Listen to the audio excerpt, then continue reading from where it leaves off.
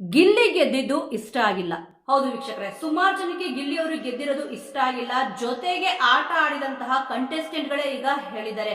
ಇಲ್ಲಿ ಮೊದಲನೇದಾಗಿ big boss ಮುಗಿದಿದೆ. ಬಿಗ್ ಬಾಸ್ ಸೀಸನ್ 12ರ ವಿನ್ನರ್ ಯಾರು, ರನ್ನರ್ ಅಪ್ ಯಾರು ಅಂತ ಕೂಡ ಈಗ ಗೊತ್ತಾಗಿದೆ. ಆದ್ರೆ ಗಿಲ್ಲಿ ಅವ್ರ ಬಗ್ಗೆ ಮಾತಾಡೋದಂತೂ ಯಾರು ಕೂಡ ಕಡಿಮೆನೆ ಮಾಡ್ತಲ್ಲ. ಸ್ವಲ್ಪ ಜನ ಉರ್ಕೊಂಡು ಮಾತಾಡ್ತಾ ಇದ್ರೆ, ಇನ್ನೊಂದ್ ಸ್ವಲ್ಪ ಜನ ಯೋಚನೆ ಮಾಡಿ ಒಂದು ಪ್ರೀತಿ ವಿಶ್ವಾಸದಿಂದ ಇಲ್ಲಿ ಮಾತಾಡ್ತಾ ಇದ್ದಾರೆ.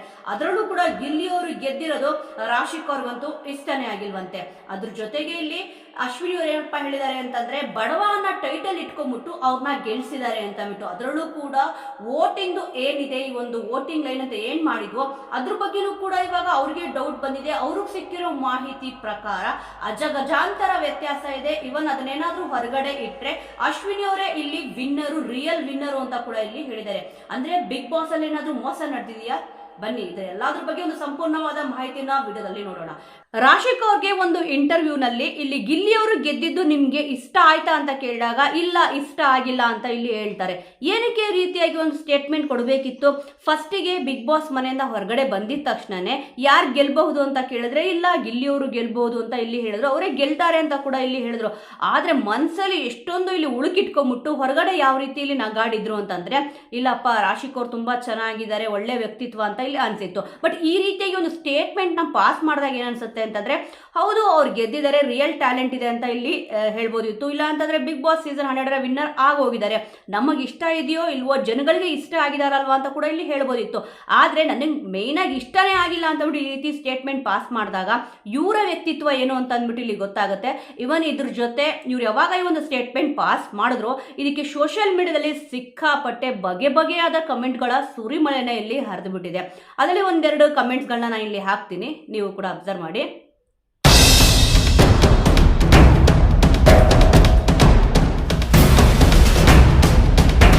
ಮೇನ್ ಆಗಿ ಈ ತರ ಕಮೆಂಟ್ಗಳು ನೋಡಿದಾಗ ಏನನ್ಸುತ್ತೆ ಅಂತಂದ್ರೆ, ನೀನ್ ಆಕ್ಟ್ ಮಾಡೋ ಯಾವುದೇ ಮೂವಿನೂ ಕೂಡ ಇಲ್ಲಿ ನೋಡಲ್ಲ ಅಂತ ಅಂದ್ಬಿಟ್ಟು ಅಭಿಮಾನಿಗಳು ಇಲ್ಲಿ ಹೇಳಿದ್ದಾರೆ.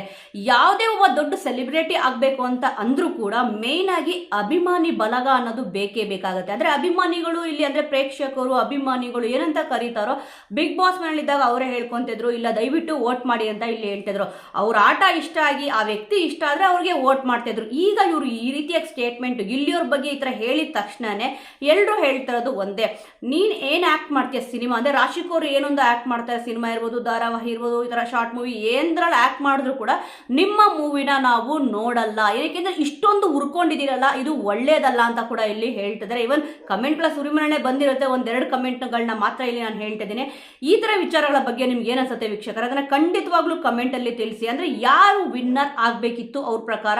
ಇಲ್ಲಿ ಕೆಲವೊಬ್ರು ಹೇಳ್ತಿದ್ರು ಇಲ್ಲಪ್ಪ ನಾನೇ ವಿನ್ನರ್ ಆಗ್ಬೇಕಿತ್ತು ಅಂತ ಅಂದ್ಬಿಟ್ಟು ಹೇಳಿದ್ರು. ಅದೇ ಅವ್ರು ಬಿಗ್ ಬಾಸ್ ಮನೆಯಿಂದ ಹೊರಗಡೆ ಬಂದವರೇ ಬಿಡಿ, ಮಾಡುವವ್ರನ್ನ ಕೇಳಿದಾಗ ಆ ರೀತಿಯಾಗಿ ಒಂದು ಸ್ಟೇಟ್ಮೆಂಟ್ ಪಾಸ್ ಮಾಡಿದ್ರು. ಈಗ ಇಲ್ಲಿ ರಾಶಿಕ್ ಅವರು ಈ ರೀತಿಯಾಗಿ ಹೇಳಿದ್ದಾರೆ. ಇದಕ್ಕೂ ಒಂದು ಹೆಜ್ಜೆ ಮೇಲೆ ಹೋಗ್ಬಿಟ್ಟು ಅಶ್ವಿನಿ ಅವರು ಇದ್ರ ಬಗ್ಗೆ ಮಾತಾಡಿದ್ದಾರೆ. ಆದ್ರೆ ಇವಾಗ ಒಂದು ಏನೋ ಒಂದು ಫಿನಾಲೆ ಮುಗ್ದಿದ ತಕ್ಷಣ, ಹೊರಗಡೆ ಬಂದಿದ ತಕ್ಷಣ ಇಲ್ಲ ನಮ್ಮ ಅತ್ತೆ ಮಗ ಗೆದ್ದಿದ್ದು ನನಗೆ ಸಿಕ್ಕಾಪಟ್ಟೆ ಖುಷಿ ಆಯ್ತು ಅಂತ ಇಲ್ಲಿ ಹೇಳಿದ್ರು. ಇವನ್ ಕಿಚ್ಚ ಸುದೀಪ್ ಸರ್ ಇಲ್ಲಿ ಹೇಳಿದ್ರು ರಿಯಲ್ ಟ್ಯಾಲೆಂಟೆಡ್ ವಿನ್ ಆಗಿದ್ದಾರೆ ಅಂತ ಅಂದ್ಬಿಟ್ಟು. ಹೌದಲ್ವಾ, ಟ್ಯಾಲೆಂಟ್ ಇರೋದಕ್ಕೆ ಇಲ್ಲಿ ವಿನ್ ಆಗಿದ್ದಾರೆ.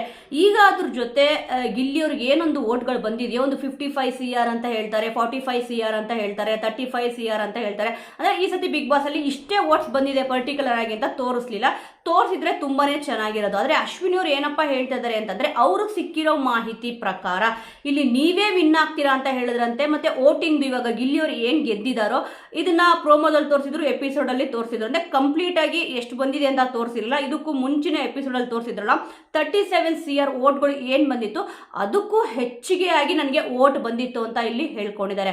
ಮತ್ತೆ ಗಿಲ್ಲಿ ಯಾವತ್ತೂ ಕೂಡ ಒಳ್ಳೆಯವನು ಅಂತ ಅನ್ಸೇ ಇಲ್ಲ ಅಂತ ಇಲ್ಲಿ ಹೇಳಿದ್ದಾರೆ. ಅವ್ರು ಯಾಕೆ ಇಲ್ಲಿ ಅವ್ರಿಗೆ ಅಂದ್ರೆ ಅಶ್ವಿನಿ ಅವ್ರಿಗೆ ಯಾಕೆ ಗಿಲ್ಲಿಯವರು ಒಳ್ಳೆಯವರು ಅಂತ ಇಲ್ಲಿ ಅನ್ನಿಸ್ಬೇಕು? ಬಿಗ್ ಬಾಸ್ ಮನೆಯಲ್ಲಿ ಇರ್ಬೇಕಾದ್ರೆ ಸುಮಾರು ಸತಿ ಇದ್ರ ಬಗ್ಗೆ ಇಲ್ಲಿ ಮಾತಾಡಿದ್ದಾರೆ, ನೀವು ಕೂಡ ಇಲ್ಲಿ ನೋಡಿರ್ತೀರಾ. ಅದ್ರಲ್ಲಿ ಈಗ ಹೇಳ್ತಿರೋದೇನಪ್ಪಾ ಅಂತಂದ್ರೆ, ಹುಡುಗಿರ್ನ ಅಲ್ಲಿ ಕರೆಸ್ಲೇಬಾರ್ದಿತ್ತು, ಅವ್ರು ವಿನ್ ಆಗಲ್ಲ ಅಂತಂದ್ಮೇಲೆ ಯಾಕೆ ಹುಡುಗಿರ್ನ ಕರೆಸ್ಬಿಟ್ಟು ಈ ತರ ಅವಮಾನ ಮಾಡ್ತೀರಾ?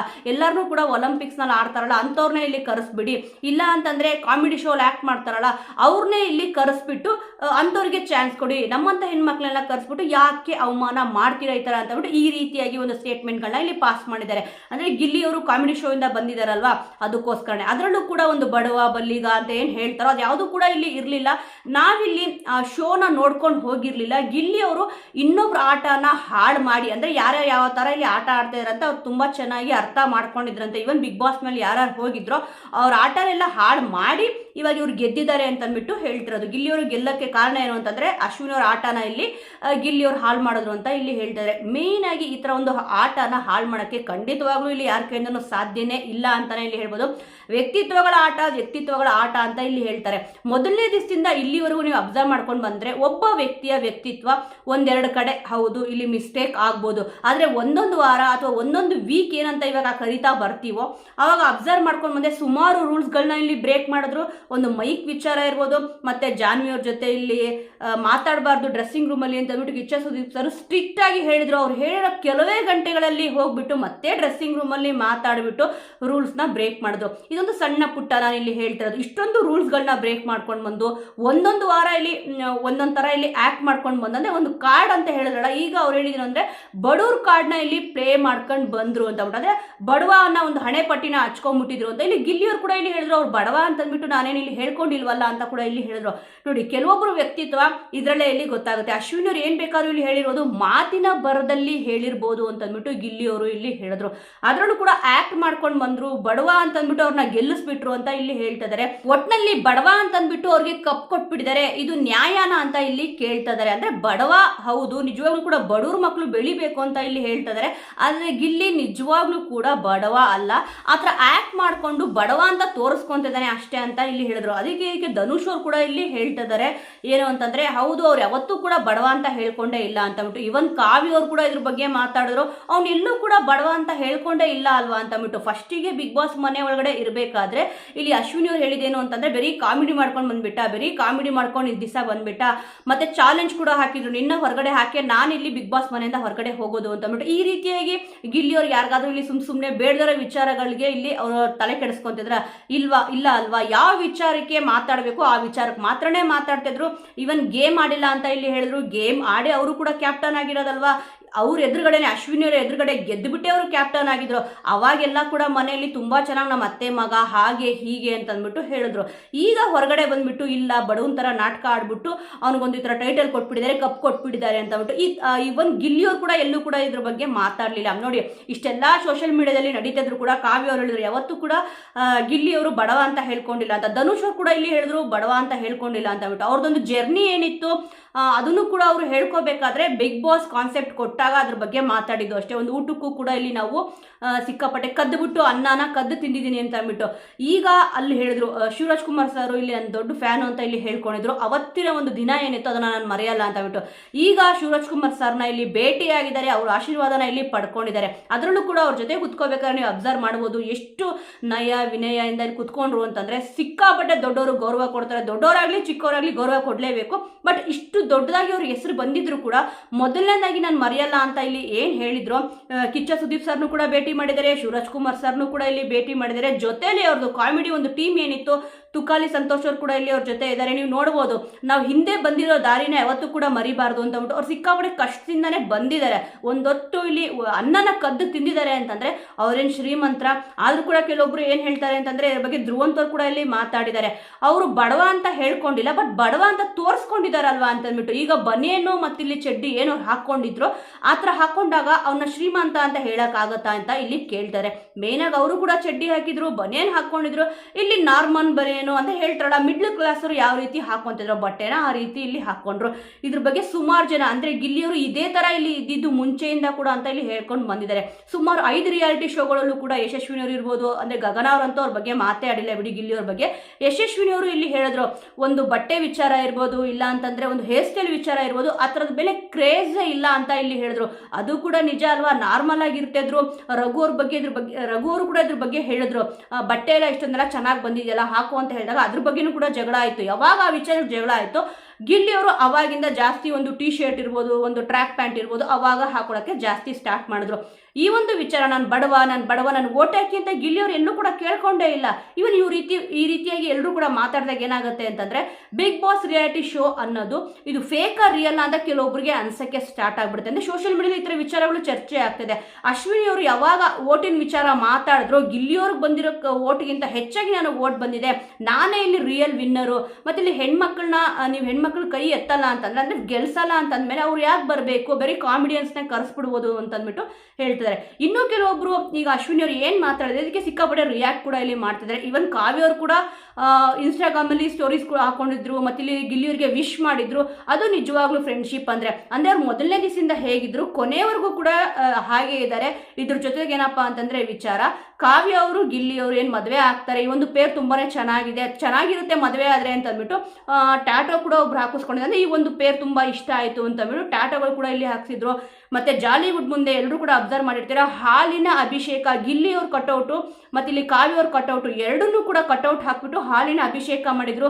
ಕಾವ್ಯ ಅವರಂತೂ ಸಿಕ್ಕಾಪಟ್ಟೆ ಖುಷಿ ಆಯ್ತು ಅಂತ ಇಲ್ಲಿ ಹೇಳಿದ್ರು. ಎಲ್ರಿಗೂ ಏನ್ ಅನ್ಸಿತ್ತು, ಮದುವೆ ಆಗ್ಬೋದು ಹಾಗೆ ಹೀಗೆ. ಅವ್ರ ತಂದೆ ತಾಯಿ ಹತ್ರನೂ ಕೂಡ ಇಲ್ಲಿ ಕೇಳಿದ್ರು, ಅಂದ್ರೆ ಗಿಲ್ಲಿಯವ್ರ ತಂದೆ ತಾಯಿ ಹತ್ರ, ಅವ್ರು ಒಪ್ಕೊಂಡ್ರೆ ಮಾಡ್ತೀವಿ ಅಂತ ಇಲ್ಲಿ ಹೇಳಿದ್ರು. ಇವಾಗ ಇದಕ್ಕೆ ಕ್ಲಿಯರ್ ಕಟ್ ಆಗಿ ಕಾವ್ಯ ಅವ್ರು ಹೇಳಿದ್ದಾರೆ, ನಾವು ಮೊದಲನೇ ದಿವಸದಿಂದ ಫ್ರೆಂಡ್ಸ್ ಆಗೇ ಇದ್ದೀವಿ, ಇವಾಗೂ ಕೂಡ ಫ್ರೆಂಡ್ಸ್ ಆಗೇ ಇರ್ತೀವಿ, ದಯವಿಟ್ಟು ನಮ್ಮ ಪಾಡಿ ನಮ್ಮನ್ನ ಬಿಟ್ಬಿಡಿ ಅಂತ. ಅಂದ್ರೆ ಈ ಮದುವೆ ವಿಚಾರ ಏನ್ ಬಂತು ಈ ತರ ಹೇಳಿದಾಗ ಬೇಡ ಮದುವೆ ವಿಚಾರ ಎಲ್ಲ, ಫ್ರೆಂಡ್ಸ್ ಆಗಿದ್ದೀವಿ, ಫ್ರೆಂಡ್ಸ್ ಆಗೇ ಇರ್ತೀವಿ ಅಂತ ಕೂಡ ಇಲ್ಲಿ ಇದ್ರ ಬಗ್ಗೆ ಕಾವ್ಯ ಅವ್ರು ಹೇಳಿದ್ರು. ಸ್ವಲ್ಪ ಜನಕ್ಕೆ ಸ್ವಲ್ಪ ಬೇಜಾರು ಕೂಡ ಆಗಿರುತ್ತೆ.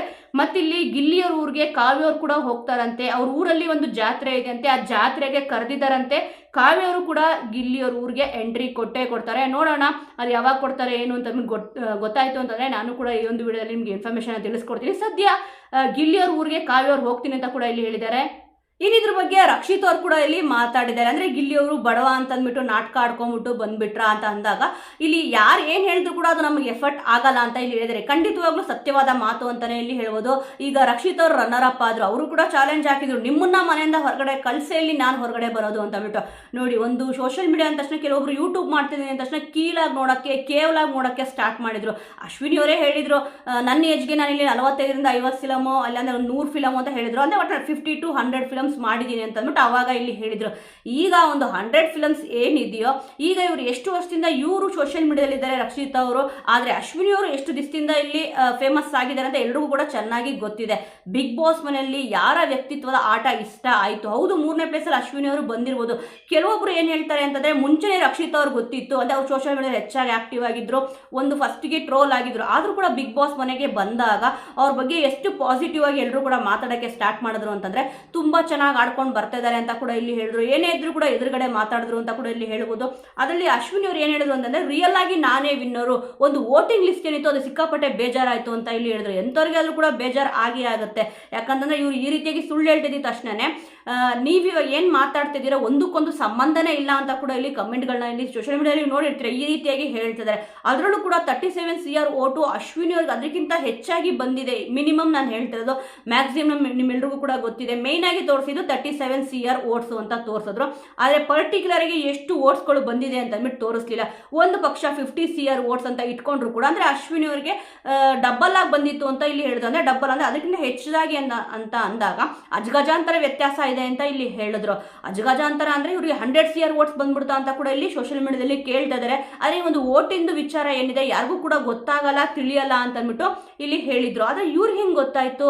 ಅವ್ರ ಜೊತೆಗಿದ್ದವರೇ ಹೇಳಿದ್ರು ನಿಜವಾಗ್ಲೂ ಕೂಡ ಇಲ್ಲಿ ನೀವೇ ವಿನ್ನರ್ ಆಗ್ಬೇಕಿತ್ತು ಅಂತ. ಅಶ್ವಿನಿ ಅವರು ಕೂಡ ಇಲ್ಲಿ ಹೇಳಿದ್ರು ನಿಜವಾದ ಟ್ಯಾಲೆಂಟ್ ಮತ್ತೆ ವ್ಯಕ್ತಿತ್ವ ಅನ್ನೋ ವಿಚಾರ ಗಿಲ್ಲಿ ಏನು ಕೂಡ ಗೇಮ್ ಆಡ್ಲಿಲ್ಲ ಅಂತ ಅಂದ್ಬಿಟ್ಟು. ಅಂದ್ರೆ ಗೇಮ್ ಆಡೋರ್ನ ಇಲ್ಲಿ ಬಿಗ್ ಬಾಸ್ ಮನೆಗೆ ಕರೀತಾರೆ. ಒಂದು ರಿಯಾಲಿಟಿ ಶೋ ಅಂತಂದ್ರೆ ಎಲ್ಲರೂ ಕೂಡ ಇಲ್ಲಿ ಇದ್ದೇ ಇರ್ತಾರೆ. ರಿಚ್ ಆಗಿರೋರು ಇರ್ತಾರೆ, ಪೂರ್ ಆಗಿರೋರು ಇರ್ತಾರೆ, ಒಂದು ಮಿಡಲ್ ಕ್ಲಾಸ್ ಆಗಿ ಇಲ್ಲಿ ಏನಿರ್ತಾರೆ ಇದ್ದೇ ಇರ್ತಾರೆ. ಇವನ್ ಸಾಮಾನ್ಯ ಜನರಿಗೂ ಕೂಡ ಈ ಹಿಂದಿನ ಬಿಗ್ ಬಾಸ್ ಸೀಸನ್ ಅಲ್ಲಿ ಅವಕಾಶ ಕೂಡ ಇಲ್ಲಿ ಕೊಟ್ಟಿದ್ದಾರೆ. ನಿಜವಾದ ಟ್ಯಾಲೆಂಟ್ ಗೆದ್ದಿದೆ ಅಂತಾನೆ ಹೇಳ್ಬೋದು. ಈ ಸತಿ ಬಿಗ್ ಬಾಸ್ ಸೀಸನ್ 12 ಏನಿದೆ ಮತ್ತೆ 11 ಏನಿದೆ, ಪ್ರತಿಯೊಂದು ಸೀಸನ್ ಕೂಡ ನೀವು ಅಬ್ಸರ್ವ್ ಮಾಡ್ಕೊಂತ ಬರ್ಬೋದು. ಯಾರು ಕೂಡ ಒಂದು ಬಡವ ಅಂತ ಅಂದ್ಬಿಟ್ಟು ಹಣೆ ಪಟ್ಟಿ ಒತ್ಕೊಂಡು ಅಥವಾ ನಾಟಕ ಆಡ್ಕೊಂಡು, ನಾಟಕ ಒಂದ್ ದಿವಸ 2 ದಿವಸ ಇಲ್ಲಿ ಆಡ್ಬೋದು. ಇವನ್ ರಘು ಅವ್ರು ಕೂಡ ಇದ್ರ ಬಗ್ಗೆ ಮಾತಾಡಿದ್ರು, ಇಲ್ಲಿ ನಾಟಕ ಆಡ್ಕೊಂಡು ಬಂದಿಲ್ಲ, ರಿಯಲ್ ಟ್ಯಾಲೆಂಟ್ ಇತ್ತು ಅದಕ್ಕೆ ಗೆದ್ದಿದ್ದಾರೆ ಅಂತ ಬಿಟ್ಟು. ಅಶ್ವಿನಿ ಅವರು ಇಷ್ಟು ಹೇಳ್ತಾ ಇದ್ದಾರೆ, ಆದ್ರೆ ಅವ್ರಿಗೆ ಎಷ್ಟು ಜನ ಬೆಂಬಲ ಸಿಕ್ಕಿದೆ ಮತ್ತೆ ಇಲ್ಲಿ ಗಿಲ್ಲಿಯವರಿಗೆ ಎಷ್ಟು ಜನ ಬೆಂಬಲ ಸಿಕ್ಕಿದೆ ಅಂತ ಬಿಟ್ಟು. ಒಂದು ದುಡ್ಡಿದ್ರೆ ಏನ್ ಬೇಕಾದ್ರೂ ಸಂಪಾದನೆ ಮಾಡಬಹುದು ಅಂತ ಕೆಲವೊಬ್ರು ಅನ್ಕೊಂಡಿದ್ದಾರೆ. ಖಂಡಿತವಾಗ್ಲೂ ದುಡ್ಡಿದ್ರೆ ಏನ್ ಬೇಕಾದ್ರೂ ತಗೊಳ್ಬಹುದು, ಸಂಪಾದನೆ ಮಾಡಕ್ಕಂತೂ ಇಲ್ಲಿ ಆಗಲ್ಲ. ಮೇನ್ ಆಗಿ ಈ ತರ ಜನಗಳ ಪ್ರೀತಿ ಏನಿದೆ, ಗಿಲ್ಲಿಯವರು ಗೆದ್ದಿದ ತಕ್ಷಣ ಒಂದು ಮಳವಳ್ಳಿಗೆ ಏನ್ ಹೋದ್ರು ಇಲ್ಲಿ ಅಬ್ಸರ್ವ್ ಮಾಡಬಹುದು ನೀವು ಕೂಡ. ಒಂದು ಹೂವಿನ ಮಾಲೆ ಇರ್ಬೋದು, ಅವ್ರಿಗೋಸ್ಕರ ಇಲ್ಲಿ ಜನಗಳು ಕಾಯ್ತಾ ಇರೋದು. ಅದು ಹುಟ್ಟೂರಲ್ಲೇ ಈ ಥರ ಹೋದಾಗ ಎಷ್ಟು ಜನ ಕಂಟ್ರೋಲ್ ಮಾಡೋಕ್ಕೆ ಆಗಿಲ್ಲ. ಕಮಾಂಡರ್ಸ್ ಇರ್ಬೋದು, ಪೊಲೀಸರು ಕೂಡ ಇಲ್ಲಿ ನಿಂತ್ಕೊಂಡು ಸೆಲ್ಫಿ ಕೇಳಿದಿರ್ಬೋದು. ಈ ಥರ ಒಂದು ಎಷ್ಟೊಂದು ವಿಡಿಯೋಗಳನ್ನ ನೀವು ಕೂಡ ಅಬ್ಸರ್ವ್ ಮಾಡಿರ್ತೀರ. ಆದರೆ ಅಶ್ವಿನಿ ಅವ್ರಿಗೆ ಯಾಕೆ ಸಿಕ್ಕಿಲ್ಲ? ಇವ್ರು ಹೇಳಿದ್ರಲ್ಲ ಒಂದು ಓಟಿನ ವಿಚಾರ, ಅಷ್ಟು ಓಟ್ ಬಂದಿತ್ತು ಅಂತಂದರೆ ಇವಾಗ ಎಲ್ಲ ಇಂಟ್ರ್ಯೂವಲ್ಲೂ ಕೂಡ ಅಶ್ವಿನಿ ಅವ್ರು ಇಂಟ್ರ್ಯೂ ಕೊಟ್ಟಿದ್ದಾರೆ. ಪ್ರತಿಯೊಬ್ಬರು ಕೂಡ ನೀವು ಅಬ್ಸರ್ವ್ ಮಾಡೋದು, ಕಾವ್ಯ ಅವ್ರು ಇಂಟ್ರ್ಯೂ ಕೊಟ್ಟಿದ್ದಾರೆ, ರಕ್ಷಿತಾ ಅವ್ರು ಇಂಟ್ರ್ಯೂ ಕೊಟ್ಟಿದ್ದಾರೆ. ಇನ್ನು ಗಿಲ್ಲಿ ಅವರು ಯಾಕೆ ಯಾರಿಗೂ ಇಂಟರ್ವ್ಯೂ ಕೊಟ್ಟಿಲ್ಲ? ಯಾರು ಬ್ಯುಸಿ ಇದ್ದಾರೆ, ಯಾರು ಬ್ಯುಸಿ ಇಲ್ಲ ಅಂದರೆ ಇವರೆಲ್ಲ ಬ್ಯುಸಿ ಇಲ್ಲ ಅಂತಲ್ಲ ಲೆಕ್ಕ. ಅಶ್ವಿನಿ ಅವ್ರು ಹೇಳ್ತಾ ಇದಾರಲ್ವಾ, ಇಲ್ಲಿ ಅಷ್ಟೊಂದು ರಿಯಲ್ ಟ್ಯಾಲೆಂಟ್ ಇಲ್ಲ, ಒಂದು ಓಟ್ಸ್ಗಳು ಏನು ಬಂದಿದೆ ಅವ್ರಿಗಿಂತ ಹೆಚ್ಚಾಗಿ ನನಗೆ ಓಟ್ಸ್ ಬಂದಿದೆ ಅಂತ ಹೇಳಿದ್ರಲ್ಲ. ಈ ರೀತಿಯಾಗಿ ನೋಡಿದಾಗ ಇಲ್ಲಿ ಯಾರ್ಯಾರನ್ನ ಎಷ್ಟು ಇಷ್ಟಪಟ್ಟಿದ್ರು, ಯಾರು ಇವ್ರಿಗೆ ಎಷ್ಟಾಗಿ ಓಟ್ ಹಾಕಿದ್ರು ಅಂತ ಉಂಟು ಇದರಲ್ಲೇ ಗೊತ್ತಾಗುತ್ತೆ. ಸಿಂಪಲ್ ಆಗ ಒಂದು ಕ್ಯಾಲ್ಕುಲೇಷನ್ ನೋಡ್ತಾ ಹೋದ್ರೆ.